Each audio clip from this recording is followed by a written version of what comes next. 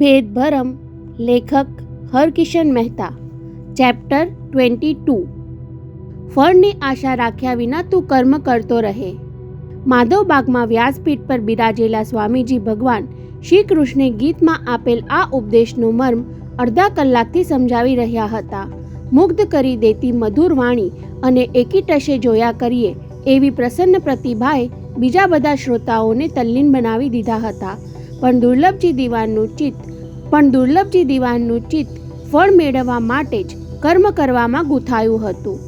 અસ્વસ્થ તબિયત છતાં એ પધાર્યા તેની સ્વામીજીએ પણ નોંધ લીધી હતી. એમની બેઠક માટે વ્યાસપીઠની બાજુમાં મોટી આરામ ખુરશીની ખાસ ગોઠવણ કરવામાં આવી હતી. એટલે શરૂઆતમાં તો પ્રવચન પર ધ્યાન રોકાયું, પણ ધીમે ધીમે મન પ્રવચન પરથી ખસતું ગયું. કાન પર શબ્દો અફડાતા, પણ ચકડવકડ થતી આંખો દરવાજા તરફ દોરાઈ જતી. કોઈનું ધ્યાન ન ખેંચાય એ રીતે એકાદવાર ઘડિયાળમાં જોઈ લીધું. 6:02 થઈ ગઈ. પેલાને 6 વાગ્યે આવી પહોંચવાનું કહ્યું હતું. આપણે દરેક કાર્ય ફળ પ્રાપ્તિ માટે જ કરવા ટેવાઈ ગયા છીએ, સ્વામીજી કહી રહ્યા હતા. ભગવાન શ્રી કૃષ્ણએ એમ નથી કહ્યું કે કર્મનું ફળ નહીં મળે, પરંતુ કર્મ કરતી વખતે ફળ પ્રાપ્તિ પ્રત્યે લક્ષ્ય નહીં રાખવાનો એમનો ઉપદેશ છે. ફળ મળશે કે નહીં એની ચિંતામાં કર્મ કરવાની એકાગ્રતા ઓછી થાય છે અને પરિણામે ધાર્યું ફળ મળતું નથી એથી હતાશા જાગે છે. એ 2-4 વાક્યો પૂરતું દિવાન સાહેબે પ્રવચન પર લક્ષ્ય આપ્યું. ત્યાં જ વીમા એજન્ટ સુબાહુ વોરા મંડપમાં દાખલ થતો દેખાયો અને ખુરશીમાં અઠેલીને બેઠેલા દુર્લભજી દિવાન ટટ્ટાર થઈ ગયા. સુબાહુ એમને જ શોધતો હતો. બંનેની નજર મળી. દિવાન સાહેબે એને નજીક આવવાનો સંકેત આપ્યો. શ્રોતાઓને ખલેલ ન પહોંચે એવી સાવધાનીથી સુબાહુ ઓફિસ બેગ ઉંચકીને દિવાન સાહેબની ખુરશી લગોલગ સરકી આવ્યો. થોડીવાર બેસી જા. રૂમાલથી મોં પરનો પરસેવો લૂછવાની ચેષ્ટા સાથે એમણે પૂછી લીધું. બધી વિગત સાથે લઈ આવ્યો છો? માત્ર ડોક હલાવીને હા કહેતો એ સ્વામીજીનું પ્રવચન સાંભળવામાં પરોવાઈ ગયો. અત્યારે હું તમને ઉપદેશ આપું છું એ કર્મ છે અને તમારા આત્મા પર એની અસર થાય એ મોટું ફળ ગણાય. પણ અનેકવાર ઉપદેશ સાંભળવા છતાં તમારા પર એની અસર ન થાય, મને એનું ફળ નથી મળતું એવી હતાશા જાગે તો હું મારું કર્મ સંપૂર્ણ નિષ્ઠાથી કઈ રીતે બજાવી શકું? એટલે જ ફળની આશા રાખ્યા વિના અને દુર્લભજી દિવાનની અસ્વસ્થ થવાની ચેષ્ટાથી આજુબાજુ બેઠેલા 2-1 શ્રોતાઓનું ધ્યાન ખેંચાયું. કોઈએ પૂછ્યું, દિવાન સાહેબ, દુખાવો ઉપડ્યો કે શું? ત્યારે નહીં જરા પસીનો વળવા લાગ્યો કહીને નાક પર આંગળી રાખી તેની ચિંતા નહીં કરવાનો સંકેત આપ્યો. ચાલો આપણે અંદર જઈએ. સુબાહુના ટેકે ઊભા થતા દિવાન સાહેબ બીજાને ઓછામાં ઓછી ખલેલ પડે એવી સાવચેતી સાથે વ્યાસપીઠ પાસેથી સરકી ગયા. છતાં 2-3 જણા એમની તરફ ધસી આવ્યા. વડીલ, ડૉક્ટરને ફોન કરું? નહીં ભાઈ, મને કાંઈ નથી, થોડી નારાજગી વ્યક્ત કરતા કહ્યું. તમે પ્રવચનમાં વિક્ષેપ નહીં પાડો. હું બાજુના રૂમમાં થોડીવાર આડો પડું છું. જરા સ્વસ્થ થઈને ફરી પાછો પ્રવચનમાં જોડાઈ જઈશ. તમે લોકો મારી ચિંતા નહીં કરો, કહીને એ સુબાહુની પાછળ રૂમમાં દાખલ થઈ ગયા. ત્યારે પેલા 2-3 જણાએ પ્રવચન સાંભળવા પાછા ફરી જવું પડ્યું. પંખો ચાલુ કરો, કહેતા દિવાન સાહેબ લોખંડના પલંગ પર બિછાનામાં આડા પડ્યા. સુબાહુએ પંખાની સ્વિચ ચાલુ કરી એટલે બીજી આજ્ઞા ફરમાવી. હવે બારણા જરા અટકાવી દો. વર્ષોથી દિવાન સાહેબના ફેમિલીનું વીમાનું કામ સંભાળતા સુબાહુને ખબર હતી કે આજ્ઞામાં વિલંબ થાય એ એમને પસંદ ન હતું. તેણે હળવેકથી ઓરડાના બારણા અટકાવી દીધા. છતાં બહાર ચાલી રહેલા પ્રવચનનો અવાજ ઓરડામાં ધસી આવતો હતો. દિવાન સાહેબને એક રીતે એ અનુકૂળ લાગ્યું. અંદરની વાતચીત બહાર નહીં સંભળાય. સુબાહુએ પલંગ સામેની ખુરશી પર ગોઠવાતા વિચાર્યું, દિવાન સાહેબે ઘેર બોલાવાને બદલે અગત્યના કામ માટે અહીં માધવબાગમાં પ્રવચન વચ્ચે મસલત કરવાનું શું કામ પસંદ કર્યું હશે? કહો, શું વિગત લઈ આવ્યા? દિવાન સાહેબના ધારદાર સવાલે સુબાહુને સજાગ કરી દીધો. સ્ફૂર્તિથી તેણે પોતાની બેગ ઉઘાડી અને અંદરથી એક કાગળ કાઢ્યો. લખાણ પર નજર ઠેરવતા પહેલા ચશ્મામાંથી દુર્લભજી દિવાન તરફ જોઈ લીધું. એમના ચહેરા પર સાંભળવાની અધીરાઈ તીવ્ર બની ગઈ હતી. દિવાન સાહેબ, વસંતજી વોચ કંપનીનો આગનો વીમો કુલ 55 લાખનો છે. તેમાં ફેક્ટરીનો 48 લાખ, 2 ગોડાઉનનો 6 લાખ, અને ઓફિસનો 1 લાખ. ગોડાઉન ઓફિસની વાત જવા દો. દુર્લભજી દીવાને અધ વચ્ચે જ સંભળાવ્યું. ફેક્ટરીનો 48 લાખનો વીમો છે ને, તેમાં કાચો માલ, મશીનરી અને તૈયાર ઘડિયાળો બધું જ આવી જાય ને? જી હા. તમે તો જાણતા જ હશો સુબાહુ, વધારે પ્રીમિયમ ન ભરવા માટે લોકો હોય એના કરતાં ઓછી રકમનો વીમો ઉતરાવતા હોય છે. હા, ઘણું ખરું એવું હોય છે. એનો અર્થ એ થયો કે ફેક્ટરીના 48 લાખના વીમા કરતાં ખરેખર તો 2-4 લાખ વધારે જોખમ હોવું જોઈએ. બનવા જોગ છે. સુબાહુ દિવાન સાહેબનો ઈરાદો કરી શક્યા વગર જવાબ આપતો રહ્યો. કેટલાક દીર્ઘ દ્રષ્ટિ ધરાવનારા જોખમ હોય એના કરતાં થોડી વધુ રકમનો વીમો પણ ઉતરાવતા હોય છે. પણ દિવાન સાહેબને એ સાંભળવામાં રસ ન હતો. હવે કહો, વીમાની મુદત ક્યારે પૂરી થાય છે? 30મી નવેમ્બરની સાંજે. 30મી નવેમ્બર, દિવાન સાહેબ બબડ્યા. આજે 23મી ઓક્ટોબર થઈ. 8 દિવસ ઓક્ટોબરના અને 30 દિવસ નવેમ્બરના મળીને વીમા મુદત પૂરી થવામાં પૂરા 38 દિવસ બાકી છે. જી હા, આગના વીમાની મુદત પૂરી થાય છે એની જાણ વીમાની કંપનીની તરફથી કેટલા દિવસ અગાઉ કરવામાં આવે? 15 દિવસ અગાઉ પાર્ટીને કંપની તરફથી પત્ર લખવામાં આવે, માહિતી આપતા સુબાહુએ ઉમેર્યું. પણ દિવાન સાહેબ, મોટા ભાગે તો અમે વીમા એજન્ટો જ પાર્ટીનો સંપર્ક સાધીને બીજા 1 વર્ષ માટે વીમો ઉતરાવી લેવાનું યાદ કરાવીએ છીએ. બરાબર છે. જાણે પોતાની ગણતરી મુજબ જવાબો મળી રહ્યા હોય એમ દુર્લભજી દીવાને પૂછપરછ આગળ વધારી. ધારો કે વીમા એજન્ટ અને વીમા કંપની તરફથી પાર્ટીને યાદ કરાવવામાં ન આવે કે તમારી ફેક્ટરીના આગ હોનારતના વીમાની મુદત પૂરી થાય છે, તો 30મી નવેમ્બરના સાંજના 4 પછી ફેક્ટરીમાં આગ લાગે કે હોનારત થાય, એનું કોઈ જોખમ વીમા કંપની ઉપર ન આવે, એટલે કે ફેક્ટરીના માલિકે નુકસાની ભોગવવી પડે. દુર્લભજી દીવાન ખંદુ સ્મિત ફરકાવતા બોલી ગયા. તેને વીમા કંપની તરફથી 1 પાઈ પણ ન મળે. બરાબર છે. મુદત પૂરી થયા પછી વીમો ઉતરાવવાનું ચૂકી જવાય અને આગ જેવી હોનારતમાં ફેક્ટરી નાશ પામે તો બધી નુકસાની તેના માલિકે જ ભોગવવી પડે. અહીં દુર્લભજી દીવાન થોડીવાર ખામોશ રહ્યા. ત્યારે સુબાહુની ચટપટી વધી ગઈ. આ પૂછપરછ પાછળ દિવાન સાહેબના ભયાનક ઈરાદાની ગંધ તો એને આવી ગઈ, છતાં માનવામાં આવતું ન હતું. સુબાહુ, ક્યારે એવું બને ખરું કે વીમાની મુદત પૂરી થવાની સાંજે કોઈની ફેક્ટરીમાં આગ લાગી હોય? એવો કિસ્સો ભાગ્યે જ બને. બોલતા બોલતા યાદ આવ્યું હોય તેમ એણે સુધારી લીધું. હા, મુદત પૂરી થઈ ગઈ હોય, બીજા વર્ષ માટે વીમો ઉતરાવવાનું વિસરાઈ ગયું હોય અને 2-4 દિવસમાં આગ લાગવાથી દુકાન સળગી ગયાના 1-2 કિસ્સા બન્યા છે ખરા. એટલે કે ન બનવા જેવું એમાં કાંઈ જ નથી, એમ જ ને? અપવાદ રૂપે એવું ક્યારેક બની જાય છે. વોરાએ બીજો એક દાખલો યાદ કર્યો. હજુ હમણાંની જ વાત કરું. મારા એક ગ્રાહકનો મોટરનો વીમો 11મી ઓગસ્ટે પૂરો થતો હતો. આગના વીમાનો સમય સાંજે 4 વાગ્યે પૂરો થાય, પણ મોટરનો વીમો રાત્રે 12 વાગ્યે પૂરો થયો ગણાય. પેલા ભાઈને એમ કે હું કાલે વીમો રિન્યૂ કરાવી લઈશ. 1 દિવસમાં કારને શું થઈ જવાનું છે? અને એ પરોઢિયે જ એમની કાર ચોરાઈ ગઈ. પોલીસમાં ફરિયાદ કર્યા પછી 5-1 દિવસમાં કાર મળી આવી, પણ અંદરથી 10-12 હજારની કિંમતના પાર્ટ્સ કાઢી લીધા હતા.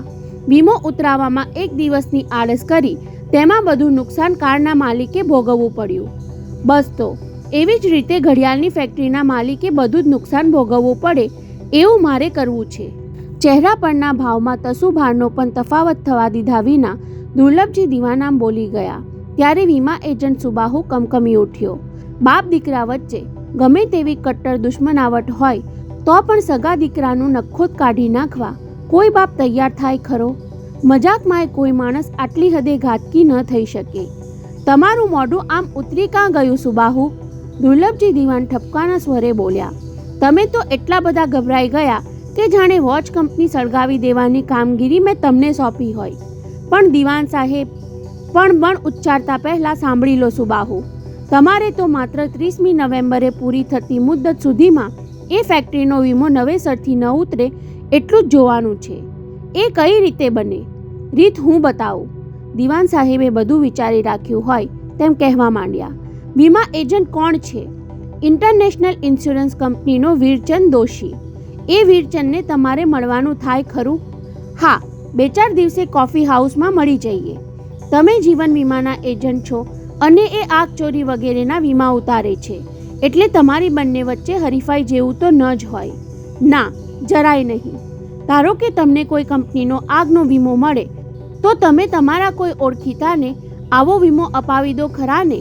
હા, મારાથી તો આગનો વીમો ઉતારી ન શકાય, એટલે તેનો લાભ બીજા કોઈ ઓળખીતાને જ અપાવી દેવો પડે, જેમાં મને કમિશનમાં ભાગ મળે. ધારો કે તમને 1 કરોડ રૂપિયાના આગના વીમાનું કામ મળે છે અને તમે એ વીરચંદને અપાવી દો તો એ રાજી થાય. રાજી તો થાય જ, પણ એને માટે ગમે ત્યાં જવાય તૈયાર થાય કે નહીં? હું સમજ્યો નહીં દિવાન સાહેબ. સમજાવું. કુલ્લુ ખીણના જંગલમાં લાકડા કાપવાનો કોન્ટ્રાક્ટ ધરાવતી એક પાર્ટી છે. એનો વીમો ડિસેમ્બરમાં પૂરો થવાનો છે. એ બિઝનેસ મેળવવા માટે વીરચંદ કુલ્લુ જાય કે નહીં? શું કામ ન જાય? સુબાહુ મૂળ વાત ભૂલી જઈને ઉમળકાભેર બોલી ઉઠ્યો. લાકડાના જંગલના વીમાનો તો પ્રીમિયમ બહુ હોય છે અને પ્રીમિયમ વધારે તેમ કમિશન પણ વધારે કમાવા મળે. બસ તો લ્યો આ કાર્ડ. દિવાન સાહેબે ગીતાના પુસ્તકમાં સાચવીને રાખી મૂકેલું વિઝિટિંગ કાર્ડ સુબાહુને ધરી દીધું. આ જીવાભાઈ પટેલ સાથે અમારે આફ્રિકાની જૂની ઓળખાણ છે. મારા કહેવાથી એ વીરચંદને વીમો આપવા કુલ્લુ બોલાવશે. ભારે આગતા સ્વાગતા કરીને રાખશે. પણ એટલું યાદ રાખજો, વીરચંદને જાણ ન થવી જોઈએ કે આ ગોઠવણમાં મારો હાથ છે. ભૂલે ચૂકે આમાં તમારે મારું નામ સુદ્ધા ઉચ્ચારવાનું નથી. એ હું યાદ રાખીશ. કાર્ડ પરનું લખાણ વાંચી લઈને સુબાહુએ અચકાતા કહ્યું, પણ દિવાન સાહેબ, હજુ આ ગોઠવણ પાછળનો તમારો આશય પૂરેપૂરો સમજી શકતો નથી. સમજાવું. દિવાન સાહેબે ખંતું હસતા સંભળાવ્યું. વીરચંદ વીમાનું કામ મેળવવા 1 મહિનો મુંબઈ છોડીને કુલ્લુ જશે. પહેલા તો 15 દિવસનો જ પ્રોગ્રામ ગોઠવશે, પણ ત્યાં ગયા પછી કામ વિલંબમાં પડશે અને તેનું રોકાણ લંબાતું જશે. વીરચંદે અહીંના તેના વીમાના કામકાજ મુલતવી રાખવા પડશે. ત્યાં સુધીમાં નવેમ્બરની 30 તારીખ આવી જશે અને દુશ્મનની વોચ ફેક્ટરીનો આગનો વીમો બીજા વર્ષ માટે રિન્યૂ કરવાનું રહી જશે. પણ વીરચંદ કુલ્લુથી કોલ કરીને વસંતજી દિવાનને યાદ ન કરાવી શકે કે તમારો ફાયરનો વીમો રિન્યૂ કરાવવાની મુદત થઈ ગઈ છે? કોલ લાગે તો યાદ કરાવે ને? વસંતજી મક્કમ અવાજે બોલી ગયા. મુંબઈ સાથેનો વીરચંદનો કોઈ સંપર્ક નહીં રહે. જંગલમાં રખડવામાં અને મોજ મજા માણવામાં મુંબઈ ટ્રંક કોલ કરવાનું તેને યાદ પણ નહીં આવે. કદાચ વસંતજી દિવાનને પત્ર લખીને વીમાનું યાદ કરાવે તો? પત્ર. દુર્લભજીના હોઠ પર તુચ્છકાર ફરક્યો. પત્ર લખશે તો પણ તેની કોઈ ટપાલ મુંબઈ તરફ રવાના થાય જ નહીં એવી તાકીદ રાખવામાં આવશે. દુર્લભજી દિવાનની મુત્સદ્દીગીરી પર સુબાહુને વારી જવાનું મન થયું. એની ખોપરીમાં કેવી જડબે સલાક વ્યૂહરચના ઉગી નીકળે છે, પણ તારીફ કરવાને બદલે ભય વ્યક્ત થઈ ગયો. દિવાન સાહેબ, હું જાણું છું કે આ તમારો અંગત મામલો છે. આપ ઘડિયાળની ફેક્ટરીને આગમાં ભસ્મીભૂત થતી જોવા માંગો છો, એ હું સમજી ગયો. વીમાની રકમ નહીં મળતા વસંતજી દિવાન ભાંગી પડશે એમાંય કોઈ શંકા નહીં, પણ આગની એ જ્વાળા આપણને દઝાડી જશે. આપણને? એમના ધારદાર સવાલે સુબાહુને વીંધી નાખ્યો, છતાં એ ખુલાસો કર્યા વિના રહી શક્યો નહીં. માફ કરજો મુરબ્બી, આગમાં ફેક્ટરી તારાત થઈ જશે, એના કારણની તપાસ થશે અને પોલીસ એનું પગેરું શોધી કાઢે તો પરિણામની તમે શું કામ ચિંતા કરો છો? દુર્લભજી દિવાન ઉગ્ર અવાજે બોલી ઉઠ્યા. હમણાં તમે સ્વામીજીના ઉપદેશમાં સાંભળ્યું નહીં? ફળની આશા રાખ્યા વિના કર્મ કરો. હું કહું છું, પરિણામની પરવા રાખ્યા વિના કર્મ કરો. સુબાહુ એમની સામે તાકી રહ્યો. ધર્મના ઉપદેશને માણસ પોતાની અનુકૂળતા મુજબ કેવો મરડી નાખે છે. ત્યાં દુર્લભજી દિવાને આગળ સંભળાવ્યું. મારા દુશ્મને તેની સગી પત્નીનું કાળસ કઢાવી નાખતી વખતે પરિણામની પરવા કરી હતી, અને જુઓ એને કાંઈ થયું તો પછી એની ફેક્ટરી આગમાં તારાત થઈ જાય એથી આપણને શું કામ કંઈ થવું જોઈએ? સુબાહુના હોઠ સિવાય ગયા. દલીલ કરવાને બદલે એમની આજ્ઞા માથે ચઢાવી લેવા સિવાય બીજો કોઈ રસ્તો ન હતો. બસ ધ્યાન એટલું રાખવાનું હતું કે આમાં પોતે સીધી રીતે ક્યાંય સંડોવાય નહીં, તો આપણી મસલત પૂરી થઈ. દુર્લભજી દિવાને ધારદાર નજરે તેની સામે જોયું. કોઈ જાતના ગભરાટ વિના તમે કામ પાર પાડી શકશો ને? જવાબમાં સુબાહુ માત્ર ડોક જ નમાવી શક્યો. તો બારણા ઉઘાડી નાખો. સ્વામીજીનું પ્રવચન પૂરું થાય એ પહેલા આપણે ત્યાં ગોઠવાઈ જઈએ. સુબાહુએ બારણા ઉઘાડ્યા. ત્યાં પવનના સુસવાટા સાથે સ્વામીજીનો ઉપદેશ ઓરડામાં ધસી આવ્યો. કુરુક્ષેત્રના મેદાનમાં ભગવાન શ્રી કૃષ્ણે અર્જુનને ઉપદેશ આપતા કહ્યું હતું, હે અર્જુન, સામે ઉભેલાને તું શત્રુ રૂપે જ નિહાળ. યુદ્ધ દરમિયાન ભૂલી જા કે બધા તારા દાદા, મામા, ભાઈ કે પુત્ર છે. સાંભળ્યું ને સુબાહુ? દુર્લભજી દીવાને વીમા એજન્ટની પીઠ પર કટાક્ષ ફેંક્યો. યુદ્ધમાં લાગણી કે શક પણ ભૂલી જવાના હોય છે. એક જ ઉદ્દેશથી લડાઈ લડવાની હોય છે, શત્રુનો સત્યનાશ. સુબાહુએ પીઠ ફેરવીને જોયું તો દુર્લભજી દીવાનની મુખ મુદ્રા તાંડવ નૃત્ય કરતા શંકર જેવી ભયાનક દેખાતી હતી. દુર્લભજી દીવાન બીમાર હાલતમાં કોઈ સ્વામીજીનું પ્રવચન સાંભળવા માધવબાગ સુધી જવાનું કષ્ટ લે એ વિવેકને જેટલું વિચિત્ર લાગ્યું હતું એટલું જ વિચિત્ર વસંતજી દીવાનનું અચાનક દિલ્હી ચાલ્યા જવાનું લાગ્યું. પ્રિયા મારફત અર્જન્ટ કામ માટે મળી જવાનો સંદેશો મળ્યા પછી વિવેકે બીજે દિવસે વસંતજી દીવાનના ઘરનો ફોન જોડ્યો ત્યારે સાંભળવા મળ્યું, સાહેબ તો દિલ્હી ગયા છે, આજે સવારે જ. ના, એમને અચાનક જવાનું થયું. પાછા ક્યારે આવશે એ તો કહેવાય નહીં. આવડો મોટો વેપાર લઈને બેઠેલા માણસને ધંધાના કામ અર્થે અચાનક દિલ્હી જવાનું થાય તેમાં અચરજ પામવા જેવું કાંઈ નથી. વિવેકે મનને વારંવાર મનાવ્યું છતાં સમાધાન થતું ન હતું. કદાચ લીઝાના કોઈ સમાચાર તો નહીં આવ્યા હોય, કોઈ ખબર લઈ આવ્યું હોય કે તમારી લીઝાને અમે ઋષિકેશ યા બદ્રીનાથમાં અમુક સંન્યાસી સાથે જોઈ હતી તો વસંતજી લીઝાને પાછી લઈ આવવા પહોંચી ગયા હોય. વિવેકને આ શક્યતા વધુ બનબેસતી લાગી. મારું અર્જન્ટ કામ પણ એ જ હોવું જોઈએ. કદાચ લીઝા પાસે મને મોકલવા માંગતા હોય અથવા મને લીઝાની શોધમાં પોતાની સાથે લઈ જવા માંગતા હોય, પણ તો પછી એમણે મને સીધો ફોન કેમ નહીં કર્યો? પ્રિયા મારફત સંદેશો શું કામ મોકલ્યો? બનવા જોગ છે કે એમણે સાંજે મને ઘેર ફોન જોડ્યો હોય, બા મંદિરે ગયા હોય અને કોઈએ ફોન ન ઉપાડ્યો એટલે એમણે પ્રિયાને ફોન કરી કહેવડાવ્યું હોય. આ તર્ક સતાવતો રહ્યો તેમ દુર્લભજી દીવાનનો માધવબાગ જવાનો ભેદ પણ ભરમાતો રહ્યો. પોતે ઉપરા ઉપરી 2 સાંજ માધવબાગ જઈ આવેલો. સીધી રીતે તો આવી પૂછપરછ કરાય નહીં એટલે બનાવટ કરવી પડેલી. અહીંયા દુર્લભજી શેઠ રોજ સાંજે દર્શન કરવા આવે છે? તેના જવાબમાં કોઈ લાંબા કોટવાળા ગૃહસ્થે કહેલું, રોજ આવતા, પણ આજકાલ બીમાર છે એટલે આવી શકતા નથી. તમારે એમનું કામ હોય તો ઘેર જઈને મળો ને. એવા સૂચન સાથે તેણે ઠાવકાઈ વાપરીને કહેલું, ઘેર તો ફોન કરેલો પણ માધવબાગમાં જ મળવાનું કહ્યું. કોને ખબર એવું કેમ? દીવાન સાહેબ કોઈને અહીંયા મળવા બોલાવે છે ખરા? 1-2 વાર એવું બન્યું હતું ખરું, પેલાએ યાદ કરતા કહેલું. હજી 2 દિવસ પહેલા જ સ્વામીજીનું પ્રવચન સાંભળવા બેઠા ત્યાં જ કોઈ કેમને મળવા આવેલું. સાંભળીને વિવેકે અનુભવેલી ધ્રુજારી માંડ માંડ છુપાવી. એમ? તો એ જ આવ્યા હશે. એ કોણ? પહેલાએ પૂછ્યું ત્યારે વિવેકે ફરી તરકીબ અજમાવી. કદાચ હું ધારું છું તે ન હોય. એમને મળવા આવેલ વ્યક્તિનું વર્ણન કરો તો કહું કે એ કોણ હતા. સફેદ બુશકોટ અને સફેદ પેન્ટ, હાથમાં ઓફિસની કાળી બેગ, ચશ્માવાળા કોઈ ઓફિસર હતા. દીવાનજી સાથે અંદરના રૂમમાં અડધો-પોણો કલાક બેઠા હતા. એમ? વિવેકે ધાપ મારવી પડી. બસ, તો મારા મોટા ભાઈ જ હોવા જોઈએ. બંને અંદરના રૂમમાં બેઠા હતા ને? હા, પ્રવચન ચાલુ હતું છતાં બંને અંદર ચાલ્યા ગયેલા. વિવેકને હસવું આવ્યું. કેટલાક માણસો જેવા હોય છે કે જરાક પૂછો ત્યાં જાજુ કહી નાખે. હવે આનાથી વધારે જાણવા નહીં મળે એમ માની વિવેક સરકી જવા જતો હતો ત્યાં પેલા વાત રસિયાએ તેને રોક્યો. પણ દીવાન શેઠે તમારા ભાઈને અહીં મળવા બોલાવ્યા, પછી તમને બોલાવ્યા એટલે જરૂર કંઈ અગત્યનું કામ હોવું જોઈએ. મેં તમને આટલું બધું કહ્યું તો મને એટલું નહીં કહો શું છે?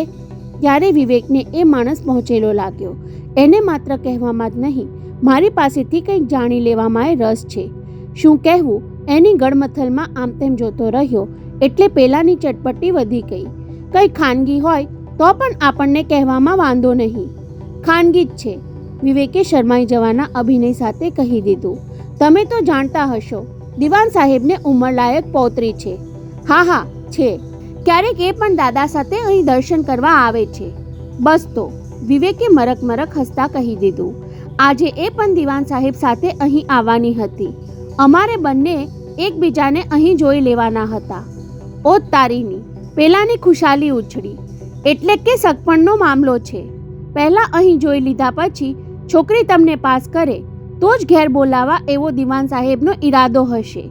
એ ખબર નથી, કહેતો વિવેક હસવું ન રોકી શક્યો હોય તેમ મોં ફેરવીને સડસડાટ માધવબાગની બહાર સરકી ગયેલો. માહિતી મેળવી લેવાના આનંદ સાથે ઉચાટ જાગ્યો. સફેદ પેન્ટ બુશકોટમાં કાળી બેગ સાથે કોણ દિવાન સાહેબને મળવા આવ્યું હશે? બ્લેકમેલ કરવા માંગતા વિલ્સનનો કોઈ માણસ હશે? સાથે સુરેખા દેવીના આડા સંબંધના પુરાવા રૂપે ફોટા લઈ આવ્યો હશે? દિવાન સાહેબને દેખાડીને સોદો પાકો કર્યો હશે. પણ એમ એક જ મુલાકાતમાં લેવડ દેવડ ન પતે તો પછી બીજી વાર મળવાનું ગોઠવ્યું હશે. આડકતરી રીતે જાણી લેવા પ્રિયાને ફોન પર પૂછ્યું હતું, દાદાજીની તબિયત કેમ છે? તે દિવસે માધવબાગ જવાનો પરિશ્રમ લેવાથી વસમું તો નથી લાગ્યું ને? નહીં રે, ઉલટાના બહાર જઈ આવવાથી દાદાજી ખુશમિજાજમાં આવી ગયા. ખુશમિજાજમાં?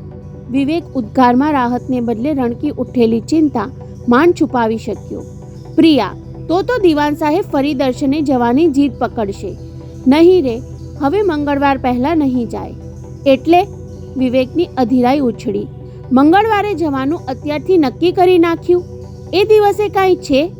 પ્રિયા ત્યારે ખિલખિલાટ હસી પડેલી. મંગળવારે શું છે એની તમને ખબર નથી? સંસાર માંડ્યો હોય તો વાર તહેવારની ખબર રહે ને?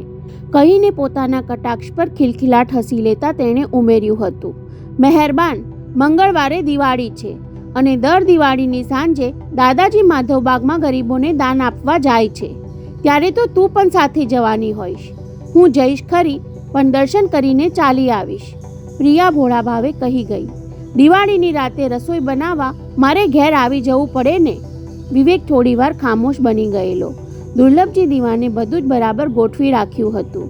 ગરીબોને દાન કરવાના દિવસે પેલા વિલ્સન સાથે સોદો પતાવી દેશે, પણ આ વખતે હું પોતે ત્યાં જ હાજર રહેવાનું. તમે કેમ મૂંગા થઈ ગયા વિવેક? પ્રિયાએ ફોનના બીજા છેડેથી તેને સજાગ કર્યો. દિવાળીની સાંજે તમે ઘેર આવશો? હા, પણ એ પહેલાંય આપણે મળવાના ને પ્રિયા? કહીને વિવેક ફોન બંધ કરવાનું વિચારતો હતો ત્યાં પ્રિયાએ સંભળાવેલું, અને તમને એક વાત તો કહેવાની ભૂલી ગઈ. તે દિવસે દાદાજી માધવબાગ ગયા ત્યારે એક ચીજ લેતા ગયેલા. શું? વિવેકે ઉછળતા હૈયે પૂછી લીધું હતું. મારી જન્મકુંડળી, પ્રિયાએ થોડા શર્મિલા સ્વરે કહ્યું. પણ વિવેક તરફથી પડઘો ન પડ્યો એટલે તેને ઉમેરવું પડેલું. બનારસના સ્વામીજીને કુંડળી દેખાડી પૂછ્યું. શું પૂછ્યું પ્રિયા? શું તમે પણ? પ્રિયા કહેવા અધીરી હતી છતાં શરમથી ખચકાતી હતી. ઉંમર લાયક કન્યા માટે બીજું શું પૂછવાનું હોય? સમજી ગયો, સગપણની વાત. વિવેકે રમતિયાળ અવાજે પૂછી લીધેલું. શું કહ્યું સ્વામીજીએ? એ જ કે મૂર્તિઓ ઘેર બેઠા તમને મળી જશે. ટેલિફોનના બંને છેડે થોડીવાર સુવાળી ખામોશી છવાઈ રહેલી. ધડકતા દિલે વિવેકે પૂછ્યું, સ્વામીજીએ કહ્યું ખરું કે આ વખતે મૂર્તિઓ કયા દેશમાંથી આવશે? અમેરિકાથી કે આફ્રિકાથી? પ્રિયાએ થોડીવાર તેને ટટડાવવા ચૂપ રહીને રણકતા સ્વરે કહી દીધેલું, જુહુથી. સાચે? વિવેકે ઊંચા અવાજે પૂછી લીધેલું, પણ જવાબ આપવાને બદલે પ્રિયાએ ફટાક કરતો ફોન દાબી દીધો હતો. છતાં વિવેકના મનમાં કેટલીય વાર ગુસ્સો આવ્યો હતો. પ્રણયની વસંત ખીલી રહી છે ત્યારે હું આ ભેદના ભરમમાં ક્યાં અટવાયો? પ્રિયા મારો સહવાસ ઝંખે છે. સ્પર્શની ઉષ્માથી પ્રણયને બદલે હું પ્રેતની પંચાતમાં ક્યાં પડી ગયો? શું કામ ભેદનો તાગ લેવા માટે હું વધુ પડતું જોખમ ઉઠાવી રહ્યો છું? સોમવારની મધરાતે દેશપાંડેને પ્રેત દેખાડવાનો વાયદો માંડી વાળવાનો વિચાર આવ્યો. જે હીરા મારી પાસે નથી એ જીવણા જોગીને હું ક્યાંથી દેખાડવાનો હતો? આ દુસ્સાહસમાં પ્રિયાને ગુમાવી દેવાની મૂર્ખાઈ તો નહીં કરી બેસું ને? સોમવાર આડે 3 દિવસ બાકી રહ્યા ત્યારે વિવેક દિવસમાં 10 વખત ઈરાદો પડતો મૂકી દેવાનું વિચારીને ફરી મન મક્કમ કરી લેતો. હવે પાછા ફરવાનો મોકો રહ્યો નથી. પોતે પ્રિયાને વિશ્વાસમાં લઈ લીધી હતી. દેશપાંડેને હતાશ કરવાનું પાલવે તેમ ન હતું. છતાં જીવણા જોગીને ફોન કરીને તેણે અજમાઈશ કરી જોઈ. શનિ રવિ મારાથી ક્લબમાં નહીં અવાય. સોમવારે મુંબઈમાં હોઈશ તો જરૂર આવીશ. ત્યારે જીવણાએ ભારપૂર્વક કહ્યું હતું, રાજા, સોમવારે કાળી ચૌદશ છે. આપણા જેવા માટે શુકનિયાળ દિવસ ગણાય. ગમે તેમ કરીને આવી પહોંચજે. બાજી બરાબર જમાવશું. ત્યારે વિવેકને મગજમાં ઝબકારો થયો. કાળી ચૌદશ, ભૂત પ્રેત પ્રકટ થવાની રાત. પ્રિયાએ મંગળવારે દિવાળી છે એ યાદ કરાવ્યું ત્યારે પણ પોતાને આ ખ્યાલ કેમ ન આવ્યો? જોગાનું જોગ બધું ગોઠવાઈ ગયું છે ત્યારે હું પીછેહટ કરવા માંગુ છું. નહીં, હવે તો ઝુકાવી જ દઉં. ક્લબમાં દાખલ થતી વખતે વિવેકે સંકલ્પ કરી લીધો હતો કે મન પર કોઈ જાતનો ભાર મહેસૂસ નહીં કરવો. હાર જીતની ચિંતા કર્યા વિના ખેલી લેવા માટે તેણે રમનારાઓ વચ્ચે બેઠક જમાવી હતી. જીવના જોગીની વાત સાચી નીકળી. કાળી ચૌદશની રાતે બધા દિલ ખોલીને રમતા હતા. દરેક દાવમાં 100-100ની નોટોના ઢગલા થતા હતા. જીવનો જોગી ખુશ હતો. એની કમાણીમાં તડકો થઈ રહ્યો હતો અને દિવાળી સુધરી જવાના ખ્યાલે વારે વારે તે મલકતો હતો. અડધા પોણા કલાકે ઘડિયાળમાં નજર નાખી લેતા વિવેકને નજીક આવી રહેલી ઘડી અસ્વસ્થ બનાવતી જતી હતી. જીવનો ક્લબ છોડીને સાથે નીકળવા તૈયાર નહીં થાય તો 12:30 નાસ્તા પાણી માટે અડધો કલાક રમત બંધ રહી ત્યારે વિવેકે જીવનાને એક બાજુ લઈ જઈ કાનમાં કહ્યું, મારે 1 વાગે નીકળવું પડે એમ છે. અરે રાજા, આજે સવાર પહેલાં રમતમાંથી ઉઠાય નહીં, પણ મારે ગયા વગર ચાલે એમ નથી કહીને તેણે ઉમેર્યું, કલાકમાં કામ પતાવીને પાછો આવી જઈશ. લાખોનો મામલો છે. એવું તે શું છે? જીવનાની આંખોમાં જિજ્ઞાસા ઝગમગી. મધરાતે વળી લાખોનો મામલો શેનો? પેલો હીરો. વિવેક જાણી કરીને થોડું અટક્યો. 12:30ની ફ્લાઇટમાં હીરાનો ઘરાક મદ્રાસથી આવી રહ્યો છે. સોદો પતાવીને એ સવારે પાછો ફરી જવા માંગે છે. સોદો ક્યાં પતાવવાનો છે? એરપોર્ટની આસપાસમાં. એટલે તું મને હીરો દેખાડ્યા વગર વેચી મારવા માંગે છે? જીવનાએ હથેળી ઘસતા કહ્યું. વિશ્વાસ? આવો વિશ્વાસઘાત? નહીં જીવનલાલ, બધું અણધાર્યું ગોઠવાઈ ગયું. વિવેકે નરમ અવાજે કહ્યું. હવે એ જોખમી ચીજ સાચવવાનો ઉચાટ વધતો જાય છે. 4.5-5 લાખ રોકડા થઈ જાય એટલે ધંધો શરૂ કરી દેવો છે. જીવનાની કીકીઓમાં ઈર્ષાના તડકા ઝરતા દેખાયા. 2 ઘડીએ વિચારમાં ખામોશ રહ્યો. તેણે પેત્રો વિચારી લીધો. રાજા, એકવાર ગયા પછી તું પાછો નહીં આવી શકે. આપણે એમ કરીએ, બંને સાથે જઈએ. મારે હીરો પણ જોવાઈ જશે અને હું સાથે હોઈશ તો સોદામાં તને 5-25 હજારનો ફાયદો પણ કરાવી આપીશ. વિવેક માટે આ પ્રસ્તાવ ઉછળી પડવા જેવો હતો, પણ તેણે આવેશને લગામમાં રાખ્યો. જીવનાની જેમ પોતે 2 ઘડી વિચારવાનો દેખાવ કર્યો. તરત હા પાડી દેવી ન હતી. પણ જીવનલાલ, તમે 1.5-2 કલાક માટે ક્લબ છોડી શકશો? અરે, તારે માટે એટલો ભોગ આપવો પડે તો શું થયું? જીવનાએ ખંધાઈ વાપરી. એ બહાને 2 કલાક બહાર તાજી હવા ખાવા મળશે.